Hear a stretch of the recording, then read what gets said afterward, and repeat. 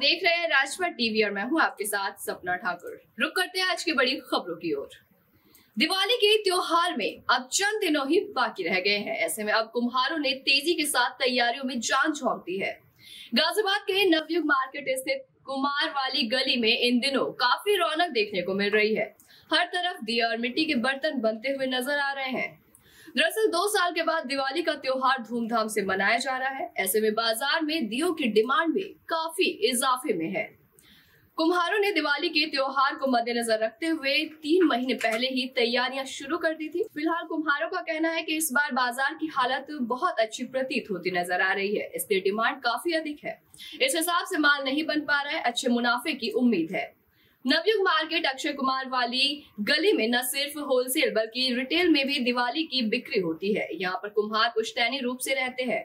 70 साल की खेमचंद तकरीबन 7 वर्षों से दिए बनाने का काम कर रहे हैं। हर दिन तकरीबन 8 घंटे चौक पर बैठते हैं। खेमचंद बताते हैं कि इस साल डिमांड अत्यधिक है और अधिक काम करना पड़ रहा है। व्यापार की देखो तो व्यापार तो पिछले 2 साल के मुकाबले थोड़ा इस साल उभार है व्यापार के अंदर, इसमें काम में भी। बाकी रही चाइनीज़ सामान की बात, चाइनीज़ सामान से भी बहुत फ़र्क पड़ा है, क्योंकि चाइनीज़ सामान के जो प्रति लोगों के मन में जागरूकता है वो काफ़ी सजग रहे हैं। इस बार चाइनीज़ सामान का लोग बहिष्कार कर रहे हैं बहुत ज़्यादा ही। और अपने देश में मिट्टी के जो बर्तन है उसके प्रति उनके मन में जागरूकता है, और मिट्टी के दियों का और जो भी मिट्टी के बर्तन बनते हैं उसके प्रति लोग जागरूक हैं, और काफ़ी सामान की इसकी बिक्री के प्रति जागरूकता जागी है लोगों के मन में भी। अच्छा, क्या फायदा होता है मिट्टी के? दीपावली पे जगमगाते हैं, मतलब दीवे जलाते हैं तो अच्छा लगता है। उसी की खुशी से मतलब सारा कुछ होता है कि जब हम पूजा करते हैं, और ये राम के उस पर ही बनाई गई है, वैसे भी उन्होंने वो करा है। तो देखो दिए जलाने का महत्व क्या है? दीपावली पर क्यों दिए जलाए जाते हैं, क्या कारण है? तो देखो दीपावली तो हर घर में मतलब दीपावली का वो होता है। वही सुजातगंज लालकुआ क्षेत्र में फर्जी रूप से क्लिनिक चला रहे कमर अंसारी झोला छाप डॉक्टरों को मरीजों के जिंदगी के साथ खेलने का अधिकार आखिर दिया किसने है? वो मेडिकल विभाग धृतराष्ट्र की भूमिका आखिर क्यों निभा रहे हैं? पैसा कमाने की होड़ में कानपुर की हर गलियों में झोला छाप डॉक्टरों का अंबार लगा हुआ है। बिना डिग्री और बिना क्लिनिकों का रजिस्ट्रेशन, और तो और जिन लोगों को कंपाउंडर की जिम्मेदारी दे रखी है वो भी नौसिखिया दिखाई दे रहे हैं और सुबह से ही दुकानों पर काम करते हैं और शाम को क्लिनिक में कंपाउंडर का काम करते नजर आते हैं। ऐसा एक वीडियो सामने आया सुजातगंज के लालकुआ से, जहां फर्जी रूप से क्लिनिक चला रहे कमर अंसारी का। कमर अंसारी अपनी क्लिनिक में करीब 6 साल की बच्ची को भर्ती किए हुए है। बीमार बच्ची को ग्लूकोज भी लगाए हुए है। बच्ची छोटी सी टेबल में लेटी हुई है, ग्लूकोज की बोतल की जुगाड़ करके टांगे हुए है, और जो कंपाउंडर बच्ची को ग्लूकोज लगा रहा है वो भी नौसिखिया है। अगर अब ऐसे में बच्ची को कोई दिक्कत हो जाती है या जान चली जाती है तो आखिर इसका जिम्मेदार कौन होगा? मैं आपके माध्यम से ये लोगों को विश्वास दिलाना चाहता हूँ कि इस तरह के जो भी मामले आते हैं सामने, उन पे मैं नियमानुसार कार्रवाई कराता हूँ। हो सकता है कार्रवाई में 2-4 दिन आगे पीछे हो जाए, लेकिन इन सब पे कार्रवाई होगी। जो मामला आप बता रहे हैं इस पे भी निश्चित रूप से कार्रवाई होगी नियमानुसार। समाजवादी पार्टी के संस्थापक और समाजवाद के जनक स्वर्गीय मुलायम सिंह यादव की अस्थियों को लेकर अखिलेश यादव प्रयागराज पहुंचे। इस बीच यादव परिवार के छोटे बेटे यानी कि प्रतीक यादव प्रयागराज पहुंचे। उन्होंने कहा कि मुलायम सिंह यादव की मृत्यु न केवल एक पारिवारिक नुकसान है, बल्कि ये देश और समाज की एक बड़ी क्षति है, जिसकी भरपाई करने में एक युग लग जाएगा। उन्होंने ये भी कहा कि राजनीति से मेरा कोई संबंध नहीं है। मैं सदैव ही परिवार के व्यवसायिक का कार्य को देखता रहा हूँ राजनीति में, लेकिन बड़े भैया मेरे सक्रिय रहे हैं और वही राजनीतिक पहलू की देखभाल करेंगे। मेरा काम परिवार को देखना है, मैं परिवार को देख लूंगा। और किसी भी प्रकार के राजनीतिक सवाल पर उन्होंने चुप्पी साधते हुए कहा कि ये वक्त नहीं है कि हम राजनीति की बातें करें, लेकिन सच तो यही है कि जो भैया निर्णय लेंगे वो परिवार मान्य होगा। शिवपाल यादव पर पूछे सवाल पर उन्होंने चुप्पी साध ली। उन्होंने कहा कि ये परिवार का आपस का मामला है और ये परिवार का निर्णय होगा।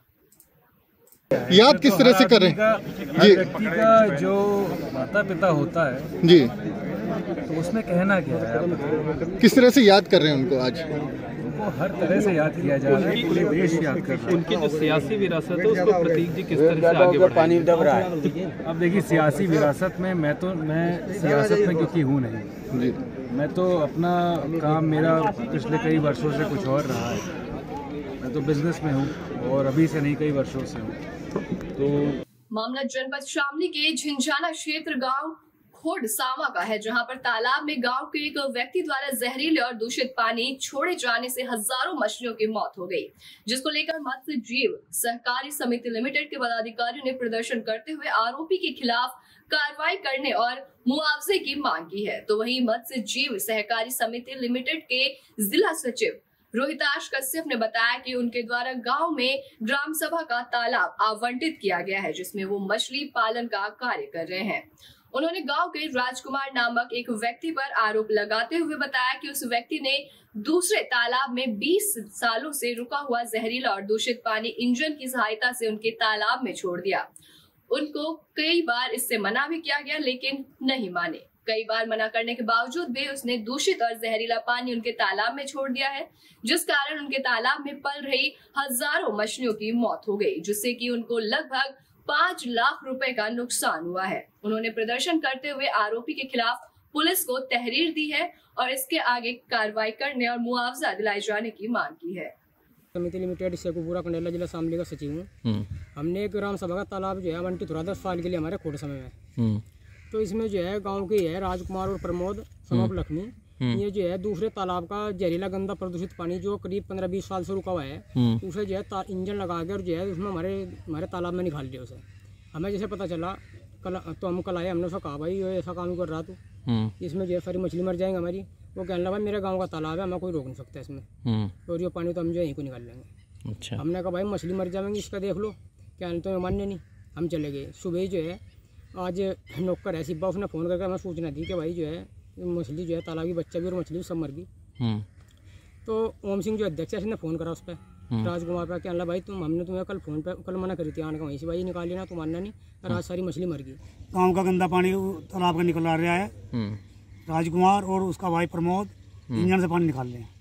कैसा पानी है? गंदा पानी जहरीला 20 साल पुराना। कहाँ से पानी निकाल रहे हैं? गाँव से बाहर तालाब है सड़क के पास, उसमें से निकाल रहे हैं। तो उससे क्या समस्या आई आपको? उसकी समस्या होती है उसमें जहर है मिला हुआ तेजाब, उससे मरी है मछली सब। कितनी मछली मरी? करीबन लगभग 5 लाख रुपए का नुकसान। आपका नुकसान?